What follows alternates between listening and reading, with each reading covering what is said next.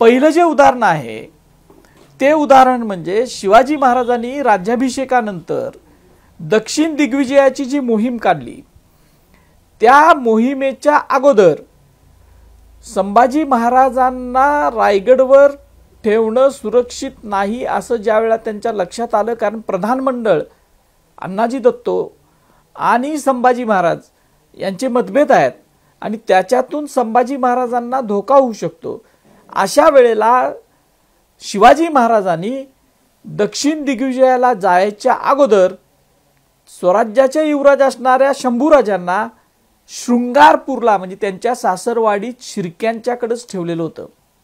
हे एक महत्त्वाचं उदाहरण.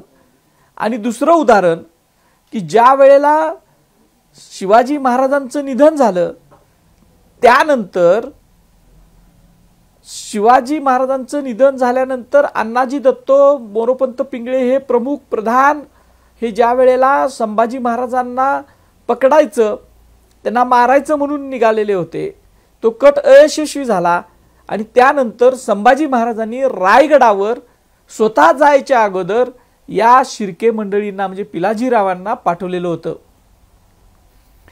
त्यामुळं शिर्क्यांचं आणि संभाजी महाराजांचं हे जे काही नातं आहे हे खूप वेगळं आणि विश्वासाचं नातं होतं. आता हा सिनेमा आल्यानंतर पुन्हा एकदा गणोजीराजे शिर्के आणि शिर्के मंडळी यांच्याबद्दल समाजामध्ये आणि या सिनेमामध्ये त्यांना खलनायक दाखवला असल्यामुळे एक वेगळी चर्चा सुरू झाली. खरं तर शिर्क्यांमधली सगळीच लोक काय औरंगजेबाकडे जाऊन मिळालेली नव्हती.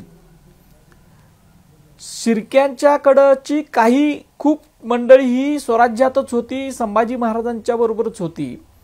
आणि काही मंडळी म्हणजे साधारण 1688 मध्ये जेदे शकावलीमधली एक नोंद आपल्याकडे अशी मिळते की कवी कलशावर रुसून म्हणजे शिर्के पारखे झाले, कवी कलशांच्या त्यांची लढाई झाली आणि मग संभाजी महाराज आले. कारण कवी कलश हे छंदोगामात्य होते आणि त्यांना कुलमुख्त्यार पद संभाजी महाराजांनी दिलेलं होतं आणि त्यांची आणि शिर्क्यांची लढाई झाली, तो इतिहास आहे. आणि त्याच्यामध्ये कवी कलशाच्या बाजूने संभाजी महाराजांनी शिर्क्यांच्या विरुद्ध मोहीम केल्याची सुद्धा आपल्याकडे नोंद आहे. आता ह्या सगळा घटनाक्रम बघितल्यानंतर आपलं असं लक्षात येतं की काही शिर्के हे अगोदरच औरंगजेबाला जाऊन मिळालेले होते. तो सगळा इतिहास बघितला तर औरंगजेबाला अनेक लोक मिळालेली होती. पण या सिनेमामध्ये दोन गोष्टी खूप आक्षेपार्ह दाखवलेल्या आहेत. सोयराबाई साहेबांचं जे आहे ते पत्र लिहितात आणि संभाजी महाराजांचा अध्याय संपवा हे सांगतात अकबराला, तो एक आहे. आणि दुसरा मुख्य आक्षेप असा आहे की गणोजी शिर्के आणि त्यांचे भाऊ ही दोघं जण शेख निजाम मुकरब खान याला कोल्हापूर ते संगमेश्वरचा रस्ता दाखवतात आणि स्वतः लीड करतात त्या शेख निजाम मुकरब खानाला. याच्या संदर्भात कुठलाही ऐतिहासिक साधा एक ओळीचा पुरावा सुद्धा उपलब्ध नाही. असेल तर तो त्या दिग्दर्शकांनी किंवा सिनेमाच्या लेखकांनी, इतिहास सल्लागारांनी दाखवावा. दुसरं, संभाजी महाराजांना संगमेश्वरावर छापा टाकला ज्यावेळेला या शेख निजामानं, त्यावेळेला त्या सिनेमामध्ये असं दाखवलंय की या मुकरब खान आणि त्याचा जो मुलगा आहे इखलास खान वगैरे यांच्याबरोबर ही दोघं शिर्के बंधू दाखवलेले आहेत आणि ते परत संभाजी महाराजांना लढाईमध्ये कसं पकडून द्यायचं हे सुद्धा त्या शेख निजामला सांगतात. ह्या ज्या सगळ्या गोष्टी दाखवलेल्या आहेत याला इतिहासात कुठलाही आधार नाही. हे जे सगळं दाखवलेलं आहे त्याच्यामध्ये इतिहासाचा कुठलाही अंश आपल्याला दिसत नाही. संभाजी महाराजांच्या या जो छापा टाकला संभाजी महाराजांच्या संगमेश्वरला शेख निजामनं, त्यावेळीची आपल्याला समकालीन कागदपत्र बघावी लागतात. आता त्याच्यामधला एक सगळ्यात महत्त्वाचा पुरावा जो मिळालेला आहे तो ज्याला आपण प्रथम दर्जाचा पुरावा म्हणतो तो आहे फ्रान्सिस मार्टिन याची एक डायरी प्रकाशित झालेली आहे आणि तो त्यावेळेला पॉंडिचेरीचा गव्हर्नर आहे, फ्रेंचांचा गव्हर्नर आहे आणि त्याला संगमेश्वरच्या जवळ जे राजापूर ठिकाण आहे तिथं काउंटर होतं फ्रेंचांचं. ते खूप जवळ आहे संगमेश्वर आणि राजापूर, आपण बघितलं तर लक्षात येईल. तिथून त्याला बातम्या समजत होत्या स्वराज्यातल्या सगळ्या. आणि त्याच्यामध्ये संभाजी महाराजांना फेब्रुवारीमध्ये पकडलंय आणि मार्चमध्येच त्यानं नोंद करून ठेवलेला आहे की संभाजी महाराजांना त्यांच्या ब्राह्मण सरकारकुनांनी पकडून दिलं.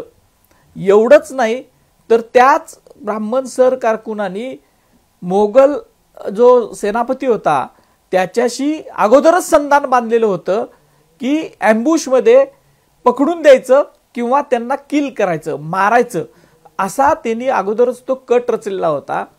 आता याच्यामध्ये कोण सरकारकून सामील होते याचा थेट उल्लेख आपल्याला मिळत नाही, पण त्यावेळेचे जे ब्राह्मण सरकारकून आहेत यांची नावं आपल्याला उपलब्ध आहेत.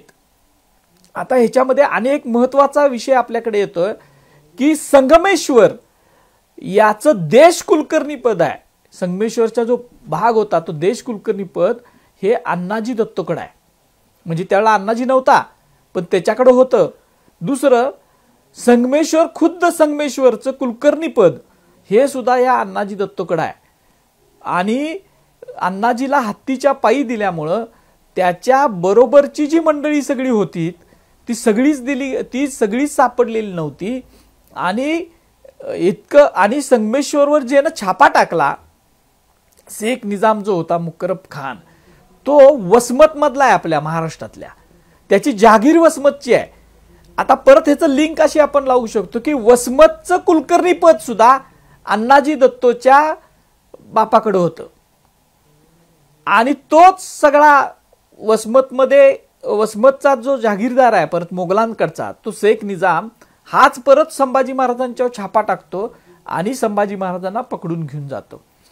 आता ही सगळी लिंक जर आपण बघितली तर याच्यामध्ये जो मार्टिननं उल्लेख केलेला आहे तो प्रथम दर्जाचा आहे. आणि त्यामुळं परत इतिहासाच्या अभ्यासाची नवीन द्वारं जी आहेत ती खुली झालेली आहेत. की ज्या पद्धतीनं मार्टिन सांगतोय की हा कट झाला, कारस्थान झालं आणि लगेचच त्याला महिन्याभरामध्ये इंटेलिजन्स मिळाला. हा इंटेलिजन्स आहे की संभाजी महाराजांच्या विरुद्ध एक मोठा कट झाला आणि त्याच्यामध्ये त्यांचे जे सरकारकून होते ते सामील होते. ह्या सगळ्या गोष्टी बघितल्यानंतर आपण असं म्हणू शकतो की इतिहासाला पुन्हा एकदा संभाजी महाराजांची जी पकड जी झालेली आहे त्याच्यावर नव्यानं अभ्यास करावा लागणार आहे.